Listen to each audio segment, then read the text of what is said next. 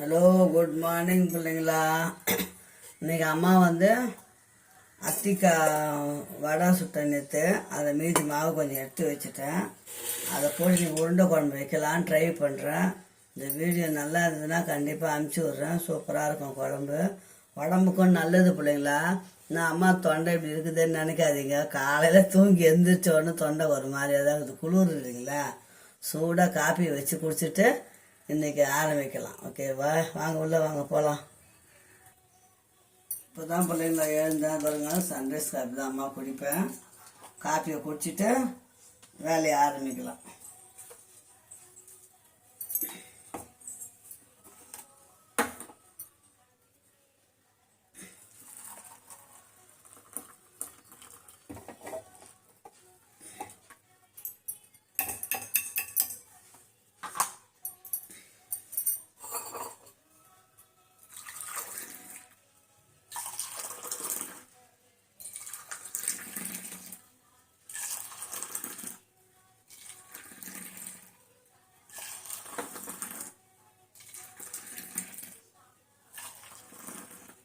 நாங்கள் பிள்ளைங்களா சுட காப்பி குடிக்கலாம். எல்லோரும் செல்லங்களாம் காப்பி குடிங்க.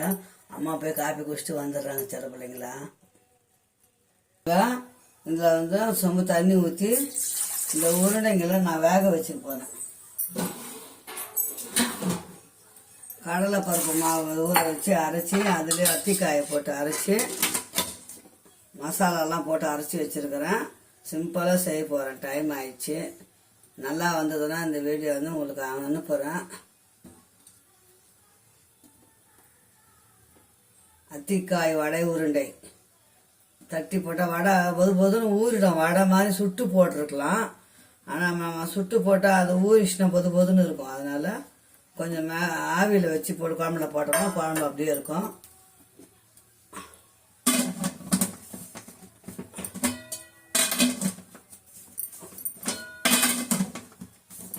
கொஞ்ச நேரம் வேகட்டும். ஒரு எலுமிச்சங்காய் சைஸு புளி எடுத்து இது பாருங்க, புளி கரைச்சி வச்சுட்டேன். டைம் ஆயிடுச்சு இல்லைங்களா, அதனால் இப்போ வெங்காயம் 15 வெங்காயமும் பூண்டு 2 கட்டி பூண்டு உரிச்சி வச்சுருக்கிறேன். இதை பாருங்க, இந்த எண்ணெயில் போட்டு வதக்கி குழம்பு தாளிக்க தக்காளி 2 எடுத்து கருவேப்பிலை போட்டு மிக்சியில் அரைச்சிடுவேன். சிம்பிளாக இப்போ குழம்பு தேங்காய் இல்லாத வாட்டம் ஊற்றினா தேங்காய் ஊற்றினா நல்லா தான் இருக்கும்.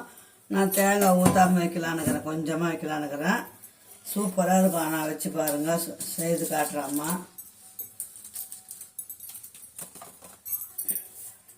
வேகட்டை வெந்த அப்புறம் குழம்புல தாளிப்போம். வைக்கிற மாதிரி தான் பிள்ளைங்களா நான் சொல்லி கொடுப்பேன் எப்போவுமே. கருவேப்பிலையை போட்டுங்க. கருவேப்பிலை கண்ணுக்கு நல்லது, உடம்புக்கு நல்லது. 2 தக்காளி இதை போட்டு நம்ம மிக்சியில் அரைச்சிட்டு வந்துடணும்.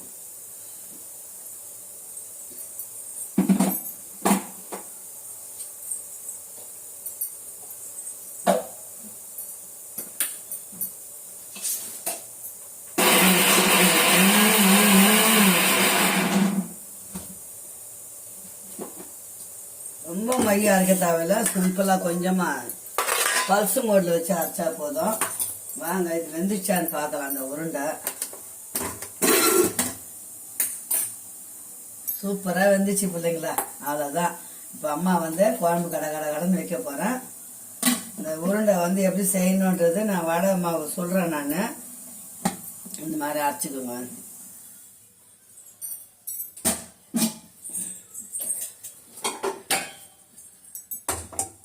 கடாயை போட்டுப்போம், அப்போ தான் வதக்கத்துக்கெல்லாம் ஈஸியாக இருக்கும். நல்லா காயிட்டும் சொல்லுங்களா.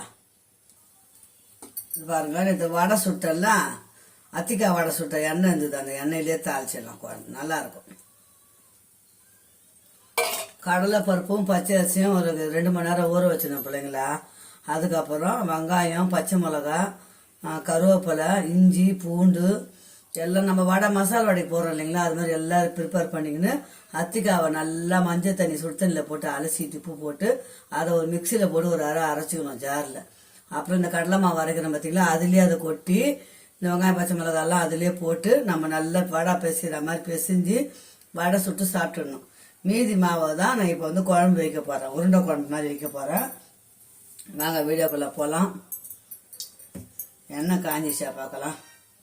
காஞ்சிச்சா கொஞ்சம் வெந்தயம் போட்டுக்கோங்க.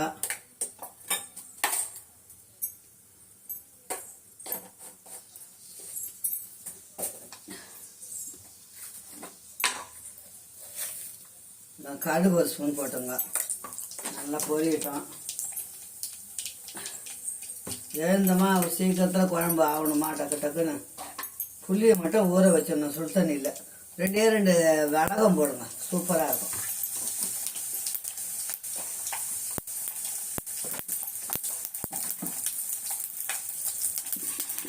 நம்ம கருவேப்பிலை தக்காளியில் போட்டு அரைச்சிட்டோம், அதனால தேவையில்லை. பாருங்க, வெங்காயமும் பூண்டும், நாட்டு வெங்காயம்.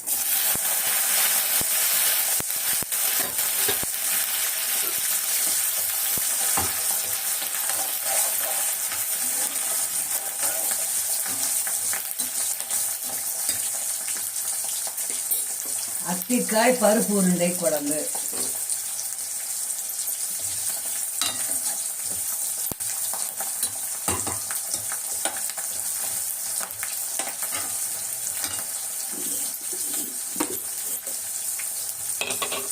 தக்காளியும் கருவேப்பிலையும் ஒன்றும் பாதியமாக அரைச்சி வந்துருக்குறேன். அதை இதிலே போட்டுடலாம். தேங்காய் ஊற்றுறேன் நான். தேங்காய் வேணுன்றவங்க 2 பதம் தேங்காய் அரைச்சி 2 சோம்பு சீரகம் வச்சு அரைச்சி ஊற்றிக்கணும்.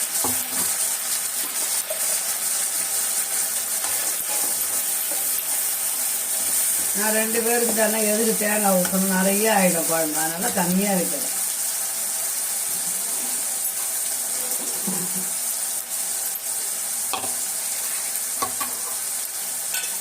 உருண்டையை வேக வைக்காமல் போட்டோம்னா கரைஞ்சிடும். 2வது ரொம்ப திக்காகிடும், கட்டியாகிடும் குழம்பு. எடுத்து போட்டு சாப்பிட முடியாது, கஷ்டமாக இருக்கும். அதனால தான் ஒரு ஆவி வச்சு குழம்பு வச்சிட்டோம்னா உருண்டையும் கரையாது. பாருங்க, அப்படியே இருக்கும்.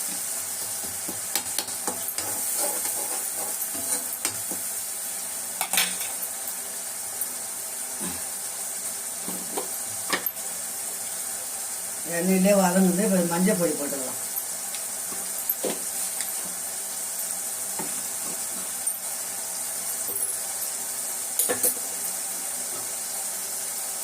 உருண்டையில் உப்பு போட்டுக்கலாம், ஆனால் உப்பு கொஞ்சம் கம்மியாகவே போட்டுக்கோங்க. பத்தலைன்னா அப்புறம் போட்டுக்கலாம். தேவையான அளவு உப்பு போட்டுக்கோங்க.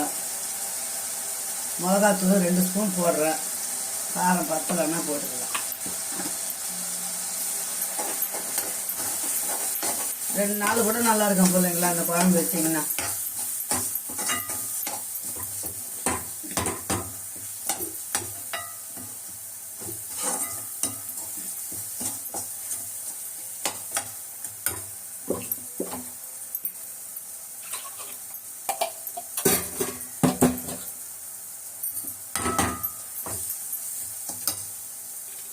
இப்போ புளி கரைச்சி வச்சேன் பார்த்தீங்களா, அதை ஊற்றிக்கலாம்.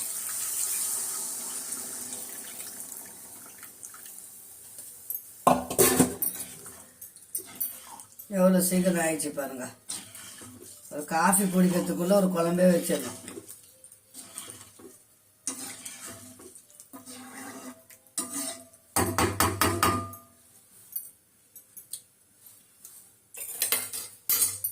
நல்லா கொதிக்கணும் இல்லைங்களா அந்த குழம்பு. பாருங்க, குழம்பு நல்லா கொதிக்குது. உப்பு கொஞ்சம் கம்மி போடுது, அதான் கொஞ்சம் நிறையா இருந்தது. குழம்பு கொஞ்சம் தண்ணியாக தான் இருக்குது. அந்த உருண்டை போட்டு வலிக்கும் இல்லைங்களா, அப்போ கொஞ்சம் சுண்டிடும்.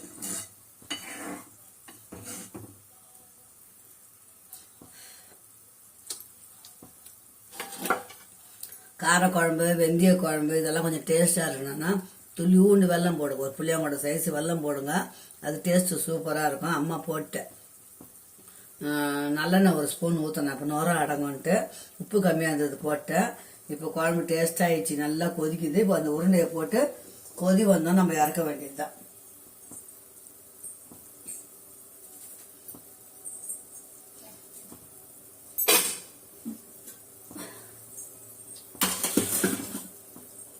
பாருங்க, குழம்பு உண்டை போட்டு ஒரு கொதி வந்ததும் இறக்கிடலாம். பார்த்தீங்களா உருண்டை?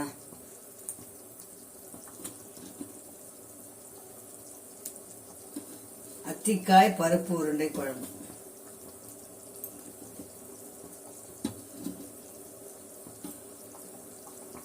அவ்வளோதான் பிள்ளைங்களா, வேலை முடிஞ்சுது. இந்த அரை மணி நேரம் தான் ஆகுது. காப்பியை குடிச்சாச்சு, குழம்பும் வச்சாச்சு. அந்த அடுப்பில் ஒலை இருக்குது. இந்த குழம்பு கொஞ்சம் கொதிக்கிறோம். கொதித்த உடனே இறக்கி வச்சிட்டோம்னா ஆறினோன்னா சூப்பராக இருக்கும். தேன் மாதிரி ஒரு குழம்பு. செஞ்சு சாப்பிட்டு பாருங்கள், எப்படி இருக்குதுன்னு சொல்லுங்கள், கமெண்ட் பண்ணுங்கள். அம்மா சேனல் சப்ஸ்கிரைப் பண்ணி பாருங்கள் பிள்ளைங்களா. அந்த பக்கம் ஒலை கொதிக்குது, அரிசியை போட்டுடலாம்.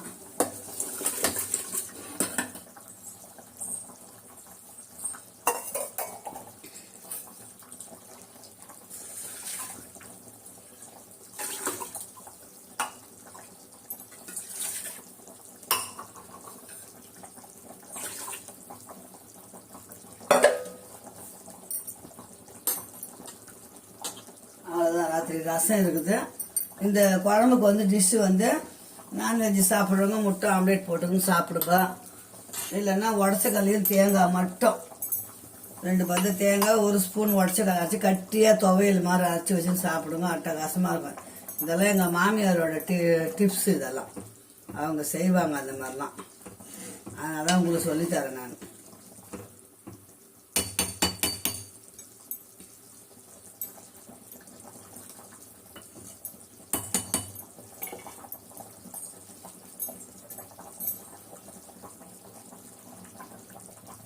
குழம்பு ரெடி ஆயிடுச்சு பிள்ளைங்களா. அவ்வளோதான், ஆஃப் பண்ணிட்டு திக்காயிடுச்சு பாருங்க. அவ்வளோதான், குழம்பு உருண்டையும் கரையாமல் நமக்கு எடுத்து வச்சுன்னு சாப்பிடலாம்.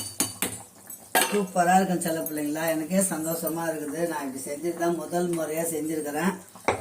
குழம்பு தூக்கி அந்த பக்கம் போட்டோம்னா அது பாட்டம் இறக்கிடலாம். அவ்வளோதான், முடிஞ்சுது. ஒலையை அரிசி போட்டாச்சு. இந்த தூக்கி இங்கே வச்சிடலாம். அவ்வளோதான், ஆஃப் பண்ணிட்டோம்னா ஆறணும் குழம்பு.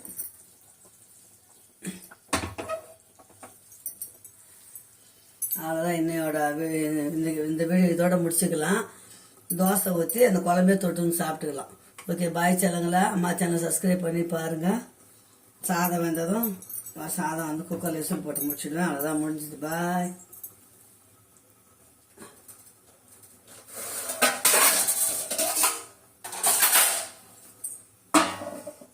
சைடாக மூடி விட்டுலாம். ஆறுன அப்புறம் எடுத்து ஊற்றி சாப்பிட வேண்டியதுதான். ஓகே, பாய் சேனங்களா.